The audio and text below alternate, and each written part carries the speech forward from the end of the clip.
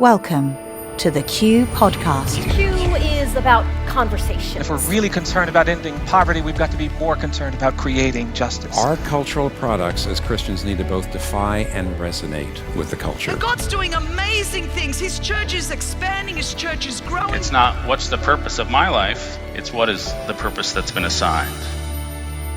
Stay curious, think well, advance good. This is Q.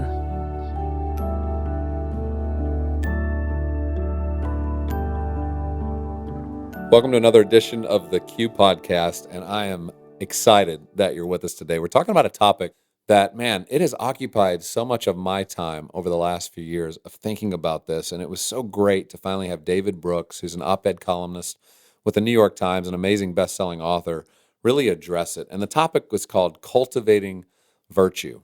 So the idea of virtue, it takes me back to William Wilberforce. I mean, he was one of the great leaders of the abolition movement in the British Empire. And when you go back in his life, you realize he had these two great objects. That's what he called them. Two great objects, essentially these two callings he felt God had put on him.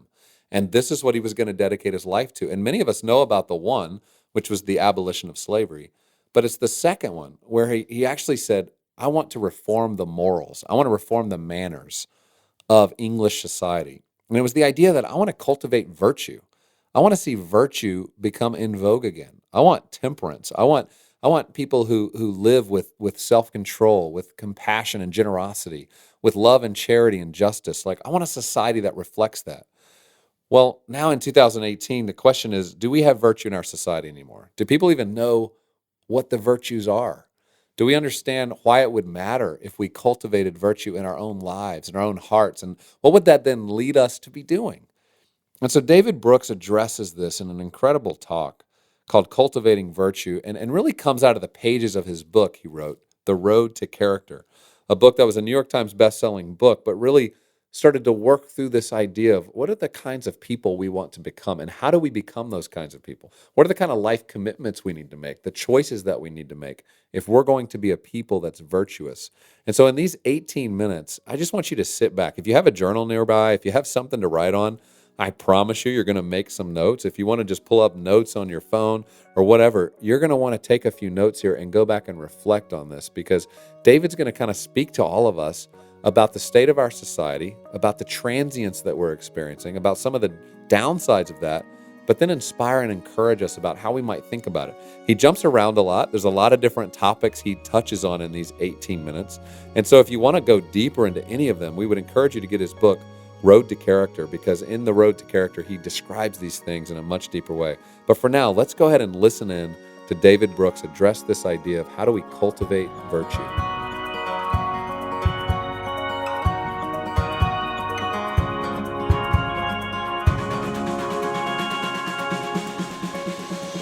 Now, about 10 years ago, I was driving home from work, and my driveway in those days pulled into the house and then around in the backyard. And so I pulled to the side, the backyard, and you could see back on the lawn. And my kids, who were then like 12, 9, and 4, had one of those supermarket plastic balls. And they were kicking it up in the air, and then they were running across the yard to see who could get there first. And they were laughing and tumbling all over each other and giggling. And so I come home from work, and I look through the windshield, and I'm just presented with this tableau of perfect family happiness.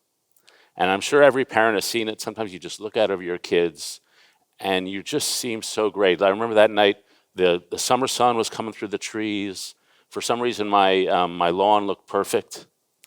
And I just sat there looking at the kids, and reality seemed to spill outside its boundaries, and I just was overwhelmed with a feeling of gratitude for a kind of joy that I couldn't have earned. And when you get those kind of moments, one of the things you want to do is you want to try to earn those moments. You want to try to be worthy of those moments of grace. And so I started thinking, I've achieved way more career success than I ever thought I would, but that kind of joy I certainly don't deserve. And occasionally, like once a month, I meet somebody and they just radiate an inner light. They have a tranquility and peace that just, I think, I've done okay in the world, but what they have, I don't have that. How do you get that? And so I started writing books on how you get that. And one of the things I did was I found a bunch of people through history who at age 20 were kind of pathetic. but by age 70 were kind of amazing. And so I wanted to know, how'd they do that? How do you cultivate virtue, be a better person? And the basic strategy that I came up with in that book was a lot of the people I looked at, they identified their core sin. They said, what's the thing that's weak about me? And then they spent their lives trying to beat back that core sin. And one of the characters in the book was Dwight Eisenhower. When Ike was 9, he wanted to go trick-or-treating, but his mom, named Ida, wouldn't let him. And he threw a temper tantrum, and he was so mad, he started punching a tree, and he rubbed all the skin off his fingers. And Ida sent him up to his room, had him cry for an hour, and then came up to bind his wounds. And while she was doing so, she recited a verse from Proverbs, that he that conquereth his own soul is greater than he who taketh a city. And when he wrote his memoirs 60 years later, Ike said that was the most important conversation of his life, because it taught him that he had a problem. And his problem was his temper. And if he was going to amount to anything in the world, it was going to have to beat the temper. And he spent the rest of his life trying to be a less angry person, a less hate-filled person. And so one of the things he did was he would take out all the people he hated in the middle of the night, and he'd write them down on pieces of paper, and he'd rip up the papers to show how much he was purging his anger. And so the great virtue, as I saw it, was humility. Humility is not thinking lowly of yourself. It's not even not thinking about yourself. It's radical self-awareness from a position of other-centeredness. It's the ability to step outside yourself and look at yourself and say, what is my strength and what is my weakness? And the great sin in my book that we as a society often suffer from is narcissism and pride, the inability to know where you're really broken. And therefore, you don't have the honesty to actually deal with what you're broken with. And so that was the basic formula. The people I really admired, for them, the internal drama against their own weakness was the central drama of their lives, not something that was going on outside in society, and not their worldly climb up to success.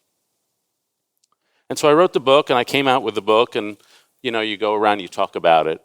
And after the book came out, I noticed one thing about my characters that I didn't realize beforehand. And that was that they had amazing moms. Their dads were but their moms were amazing.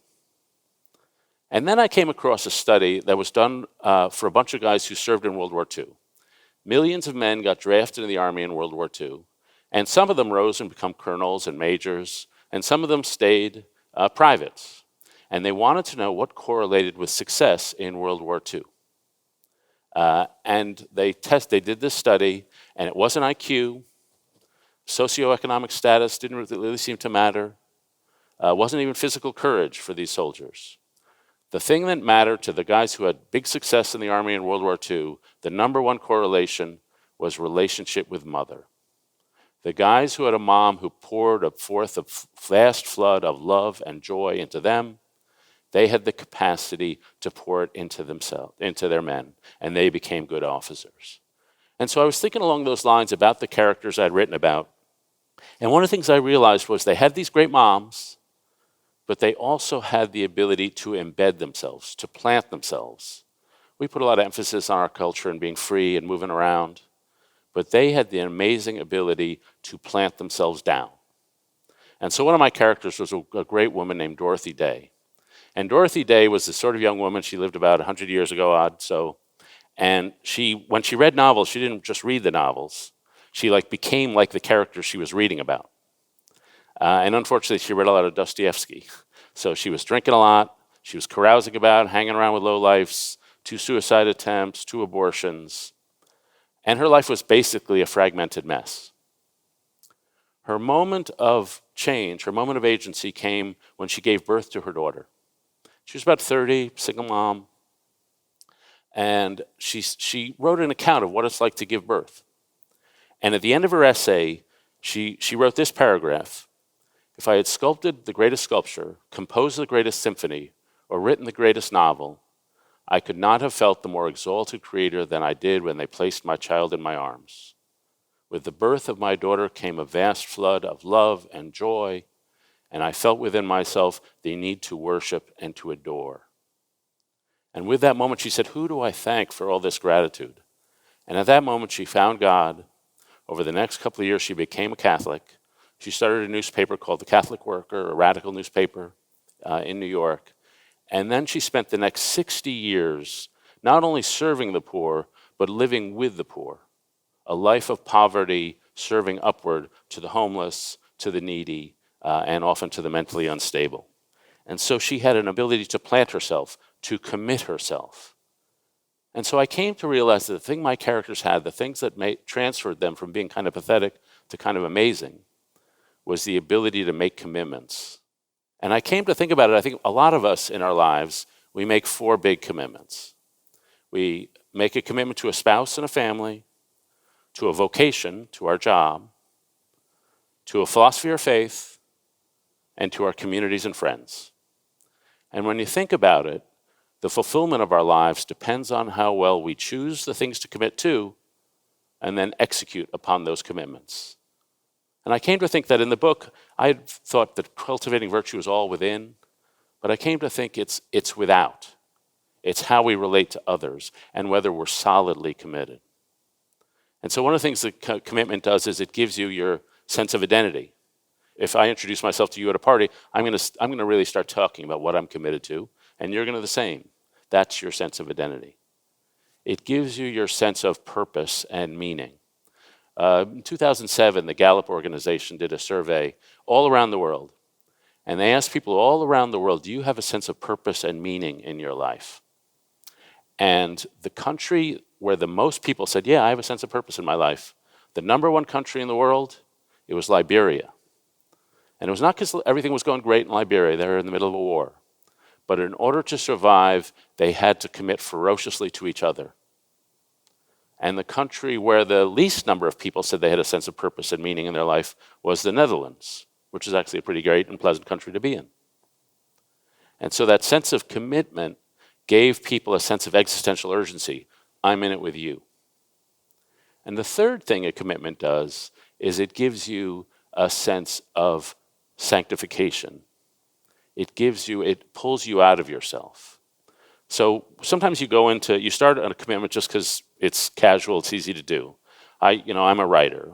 When I was 7, I read a book called Paddington the Bear, and I knew at that moment I wanted a writer. My joke is that in high school I wanted to date this woman named Bernice, and she didn't want to date me, she wanted to date some other guy, and I remember thinking, what is she thinking? I write way better than that guy. But I've always been a writer. And you do it for a job, you do it to get some recognition, make some money. But one of the things I do when I write, I have a carpet, like the one I'm standing on. And I have a terrible memory, so I write everything out in papers. And when I'm writing, I lay the papers out on the floor of my rug, and each pile of papers is a paragraph on whatever I'm writing. So my columns in the newspaper are only 850 words, but I'll have like 14 piles. And so for me, the process of writing is not typing into the keyboard. The process of me is crawling around on the carpet and laying out my piles. And I get inspired at those moments, and sometimes that's the best part about my job. And sometimes it's almost like prayer because things are just happening to me. And so in that way, my commitment to writing, it helps you lift you out of yourself to things you didn't know you were capable of. Those of us who are parents, when you have a kid, you sort of don't really know what's happening. But as the kid matures, as the kid demands, as the kid arouses your love, then it makes you a better person. You think of falling in love, you start dating someone. You may date them because you want somebody to go to the movies with. You may date them because you're physically aroused by them. But the act of falling in love pulls out of you more than you thought you had. There's a great novel named Captain Corelli's Mandolin by a guy named Louis de Bernier. And in the sort of the first third of the novel, there's an old guy, talking to his daughter about his love for his late wife who had died. And he says this.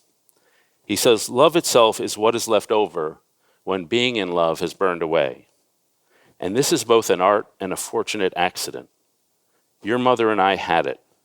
We had roots that grew toward each other underground, and when all the pretty blossoms had fallen from our branches, we discovered we were one tree and not two. So think about that. They fall in love, they're young, but then over the course of their lives, really their loves get sanctified because of the demands of marriage, the demands of staying in the commitment. It pulls you out of yourself and makes you better than you were. Now, I happen to think we live in a society that makes it really hard to do commitments. We live in a society that emphasizes freedom, being yourself, being on your own. And what I find, especially people, especially in their 20s, but often through life, they suffer from what I call a telos crisis. They're sort of loosely attached to everything. They don't really know why they're doing what they're doing. They're in a job, they're okay with it. They're in a relationship, they're okay with it. They're living in a community, but they're kind of arm's length from it. They're not really deeply committed to those things.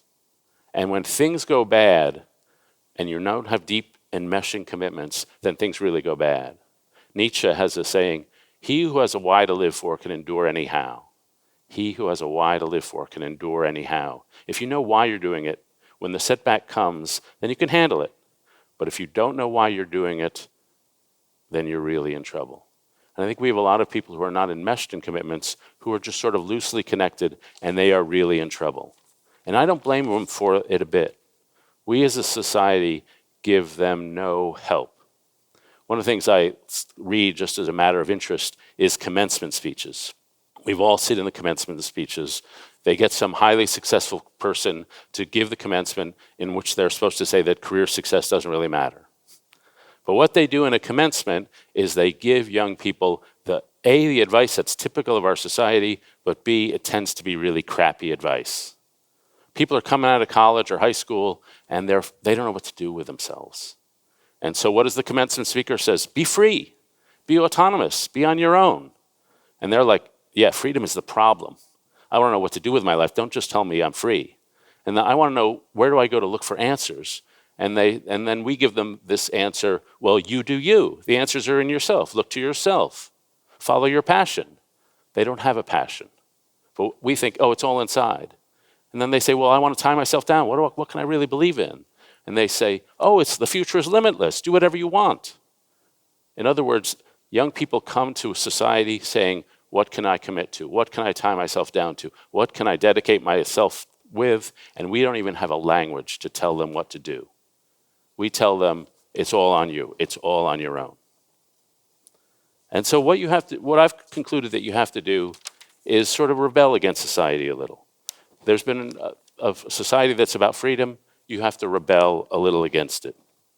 If the world says to you, celebrate your independence, you say, no, I'm going to celebrate my dependence. You've got to have a different mindset. If the world says to you, celebrate your autonomy, you say, no, I'm going to celebrate relationship. If the world says to you, no, you've always got to act in the active voice, never in the passive voice, you say, no, I'm going to operate in the middle voice, the voice that is about conversing, about listening and receiving. I'm going to be in relationship and not always imposing myself on the world.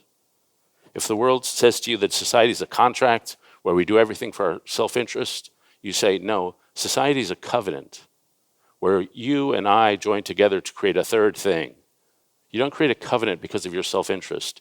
You create a covenant to change your identity, to become a different sort of person. If the world says march to the beat of your own drummer, you say, no, I'm part of a collective and I'm marching to the beat of the drummer that is covenantal and within all of us. And so to me, we have to become more communal in a society that's become more individualistic. We have to become more emotional in a society that's become too cognitive. And we have to become more moral in a society that's too utilitarian. One of the heroes in my book is a guy who also had a great mom named Augustine. And Augustine lived like 1600 years ago in North Africa. And he had a mom named Monica, who was the helicopter mom to beat all helicopter moms. And so she was telling him like who he could befriend, who he could not befriend, what he could believe, what he couldn't believe, who he could marry, who he couldn't marry. She was all over the guy. And he needed to break free. So he thought, I need to become free and become successful. And so he tricked her. He told her he was going to go watch a friend sail on a boat from Africa, North Africa to Italy. And instead, Augustine snuck on the boat to try to sneak away. And Monica was there on the shore screaming at him. And she wasn't going to be deterred, so she got on the next boat and she tracked him down in Africa. And so they had a contentious relationship with Augustine always trying to break free.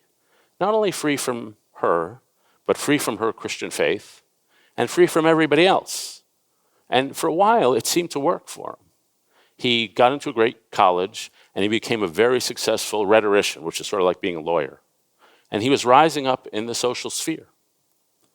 And yet, the higher he got, the more unhappy he realized he was. And he's typical of something I think happens to a lot of us. When we're young, we think we're climbing one mountain that we think, oh, that's our mountain: career success, identity, ego, fame. That's my mountain.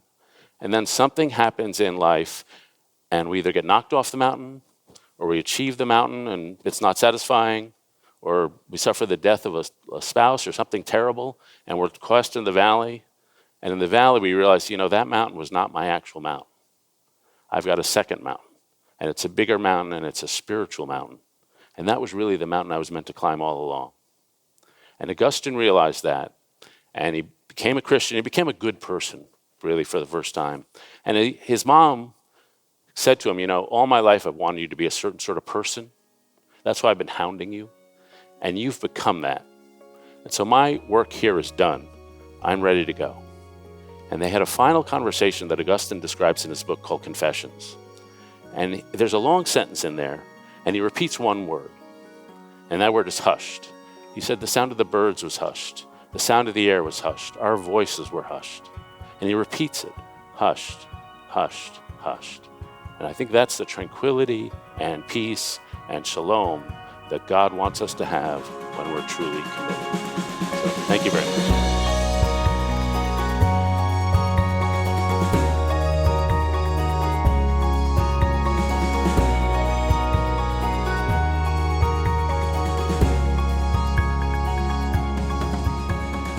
I'm sure you got a lot of ideas just listening to David. He's so articulate, funny, but also just piercing, right? Just makes you think about your own life.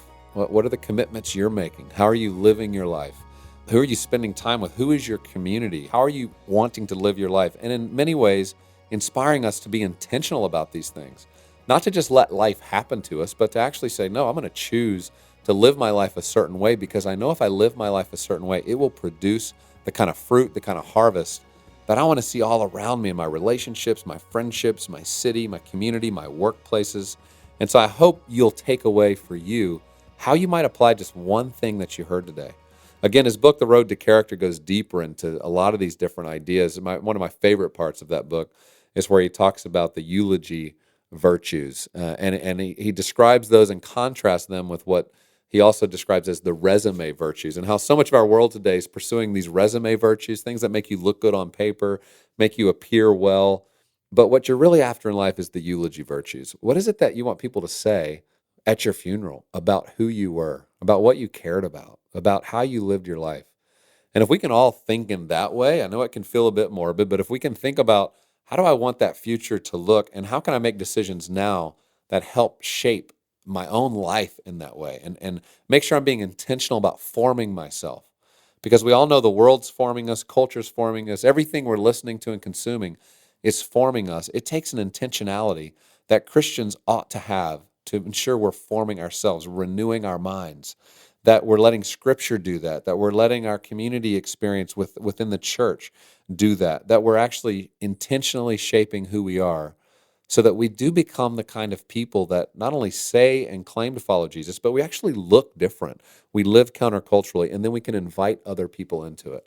So I invite you to think about that. What is that going to look like for your life? What's it going to look like for your community of friendships? What's it going to look like in your workplace? And let's try to do a better job this week of applying that and cultivating virtue all around us.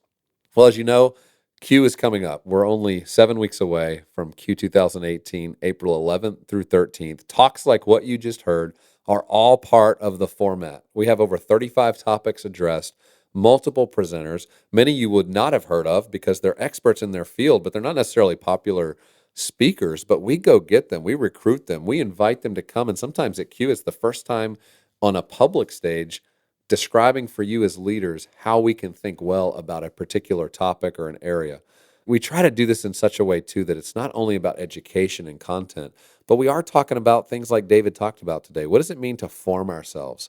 Spiritual formation is critical, so we can't just think about culture out there and our callings without thinking about how are we cultivating our hearts and who we are. And so there's this great tension at Q where we're dealing with the external issues, the cultural issues, the social issues, while at the same time saying, let's look inward. Let's ensure we're becoming the kind of people that are worthy of carrying out the calling that God's put on us. And let's do that in a way that honors him. So I hope you'll join us. You can learn more at qideas.org/2018. So that's qideas.org/2018. Check out a lot of the talks happening, the presenters, the experiences, so many experiences this year, from seeing the symphony in Nashville to all kinds of other fun things you're going to get to do in the evening. So join us, learn more, and we can't wait to see you there.